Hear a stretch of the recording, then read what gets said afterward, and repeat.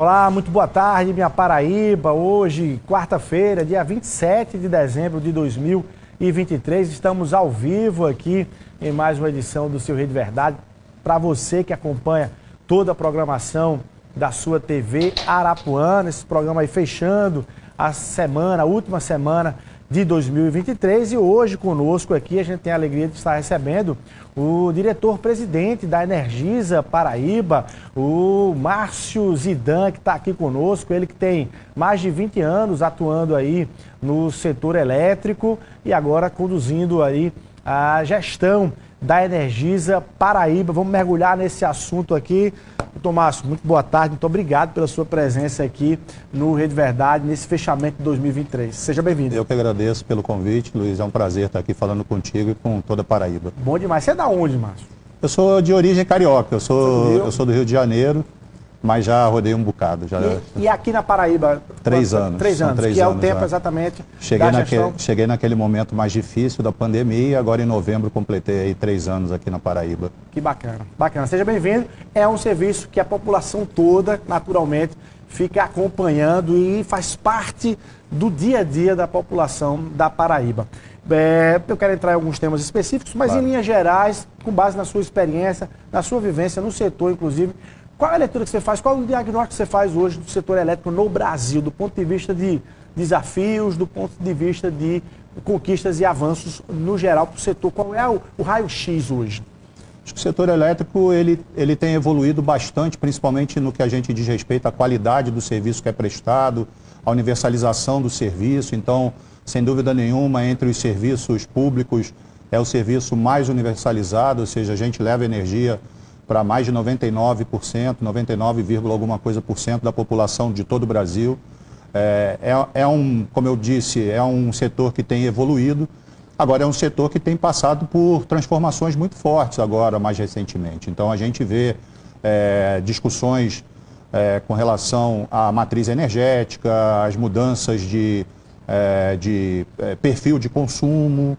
A gente tinha o que a gente chamava de horário de ponta, né? Aquele horário ali por volta de 6 às 9 horas. Não tem mais isso? Agora a gente tem um horário de ponta que ele está mudando, né? Porque muitas vezes você está gerando a sua energia solar durante o dia e você está consumindo à noite. Então o consumo ele agora migrou para horários mais 10 horas, 11 horas da noite, tá certo? Então tudo isso faz parte aí desse momento que o setor tá vivendo, né? Temos discussões com relação as tarifas de energia, sobre as renovações das concessões. Então, é um setor bastante dinâmico nessa discussão.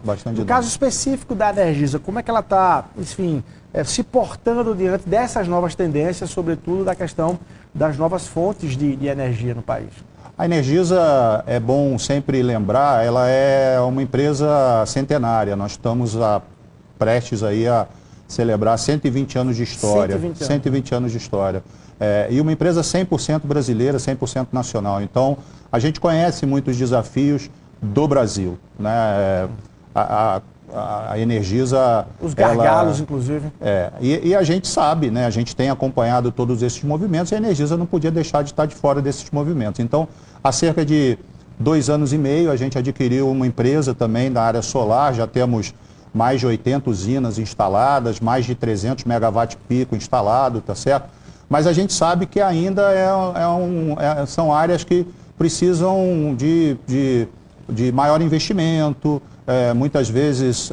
Mas já está gerando e comercializando nesse sentido? Gerando e comercializando, mas muitas vezes o problema não está nem na geração, nem na comercialização, está em você poder transmitir essa energia, né? Porque o setor elétrico ele é dividido basicamente em 3 etapas. A geração de energia, que é onde você tem as fontes de energia, a hidráulica ou a eólica, ou então a solar, a gás, né, como a gente já sabe. Aqui na Paraíba mesmo nós temos geração térmica. A gente tem a parte de transmissão, que é onde a gente vê as linhas de transmissão, os linhões, como o pessoal fala, e a distribuição de energia. Então, é uma cadeia, e isso tudo tem que estar preparado. Não adianta você estar gerando muita energia se você tem gargalos, por exemplo, na transmissão de energia, tá certo? A distribuição de energia também tem que estar preparado para essas novas fontes renováveis. Então, a Energisa ela tem investido pesadamente nesse sentido para que possa o nosso cliente, né, porque a distribuidora ela atua diretamente com o cliente, nem a geração nem a transmissão atuam. Quem atua diretamente com o cliente é a distribuidora. Então, o nosso papel junto ao nosso cliente seja de realmente entregar um serviço de qualidade, um serviço com segurança. No caso da Paraíba, essa dinâmica aí tem uma projeção de avanço em investimentos em outras fontes de energia para a Paraíba? Constantemente. A gente vê aí vários investimentos acontecendo aqui na Paraíba, tá certo? O cuidado que a gente precisa ter como distribuidora, como eu falei, para que você possa entregar essa energia com qualidade. São os 3 pontos estarem fechados. Esses pontos estarem fechados, tá certo? Para que a gente possa realmente ter redes que sustentem toda essa carga, toda essa energia que está sendo gerada e uma energia chegando com qualidade na ponta onde o nosso cliente está. Márcio, aí também pegando uma visão geral sua também de experiência, você tem uma projeção de, vai haver uma conversão completa, sai o elétrico e entra as outras fontes, ou elas sempre vão conviver? Como é que vocês projetam isso do ponto de vista em décadas, em anos para frente? A população no Brasil vai estar consumindo em que porcentagem cada uma delas? Na verdade, todas elas vão ter o seu espaço. Então, hoje a energia hidráulica, ela sem dúvida nenhuma é a mais usada, é a mais barata que tem, inclusive, tá certo? Mas a gente vê as questões ambientais muitas vezes sendo discutidas quando você vai falar de uma nova usina, tá certo? As renováveis, tanto a parte de eólica quanto solar, elas têm crescido bastante. Então, vai haver realmente uma comunhão entre todas elas, tá? Não deve haver só uma fonte, né? A própria Energisa agora... Não haverá a morte de uma para o crescimento... A própria Energisa agora mesmo, além dessa parte de solar, ela tem investido em biogás e biometano, que também são fontes que podem gerar energia sustentável, limpa, com qualidade, para ser entregue aos nossos clientes. Então vai haver uma matriz, né, mais diversificada do que a matriz que a gente tem atualmente. Tá. Bom, falando especificamente agora na energia elétrica mesmo, quais são os investimentos que a Energisa tem feito ao longo desses anos na Paraíba que tem melhorado esse serviço? E aí depois eu quero perguntar, talvez aí de forma mais objetiva, que projetem um barateamento, né, uma redução do custo do pagamento da famosa luz, o pagamento de luz para a gente pagar ainda menos. Então vamos lá, primeira parte do investimento. A gente tem hoje, se a gente contar todo o investimento que é feito aqui na Paraíba, algo em torno de 800 milhões de reais por ano, tá certo? Nesse ano de 2023 a gente tem um investimento dessa ordem, tá certo? A metade disso são obras, são melhorias em rede, né? E a outra metade são os serviços que são prestados, o atendimento, o teleatendimento, os serviços, né, de deslocamento das nossas equipes, tá certo? Está mais rápido, é isso? Você pode dizer para a população entender quando tem algum problema, liga para a Energisa, entra em contato, tem esse retorno mais rápido? A gente tem um acompanhamento, né, que a gente chama de tempo médio de atendimento. Esse tempo médio de atendimento ele tem reduzido, tá certo? Um outro indicador importante que a gente tem aqui na Paraíba é a questão do DEC, né? O que é o DEC? DEC é um indicador do setor elétrico que fala quantas horas por ano, em média, um cliente fica sem energia na Paraíba. Há coisa de 3 anos atrás, nosso DEC era de 12 horas, ou seja, em média seriam 12 horas sem energia. Hoje a gente está chegando em 10 horas, ou seja, a gente reduziu também. Isso é uma média anual? Essa é uma média anual por cliente. Por cliente, certo. Então, ou seja, o cliente tem ficado cada vez com menos energia. 365 dias, a média é de que em 10 horas só sem energia elétrica. Não é 10 horas contínuas, né? Sim, claro. Às vezes é 20 minutos, tal, mas na média seriam essas 10 horas. Somar tudo, né? E isso mostra, então, que tem ganho eficiência. Então, esse investimento ele tem sido feito de forma prudente, como sempre foi feito, tá certo? Para que realmente gere benefício. A gente tem trabalhado muito na automatização de rede, que é assim, às vezes você sente um desligamento e aí dá só uma piscada, fica alguns segundos e a energia volta, tá certo? Então, isso são sistemas automáticos que vão fazendo com que a rede se autoconecte, né, de forma inteligente. O melhor exemplo, Luiz, é quando, por exemplo, tem um abarroamento de poste, tá? E aí causa aquele desligamento momentâneo e daqui a pouco a carga se restabelece, né?